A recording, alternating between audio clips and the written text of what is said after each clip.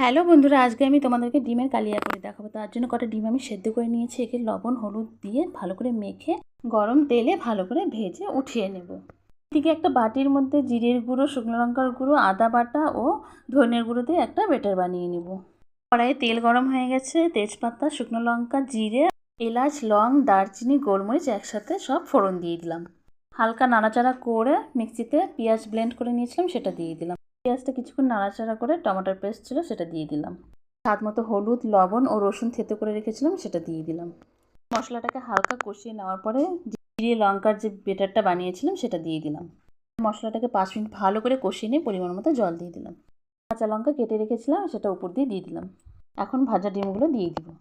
এইভাবে ঝোলটাকে 5 মিনিট ফুটিয়ে নেওয়ার পরে উপর দিয়ে গরম মশলা দিয়ে দিই। নামানোর আগ দিয়ে উপর দিয়ে ধনেপাতা কুচি দিয়ে দিব। আমার এই ভিডিওটা তোমাদের ভালো লাগলে অবশ্যই লাইক ও কমেন্ট করবে এবং আমার চ্যানেলটিকে সাবস্ক্রাইব করে দিও। বাই।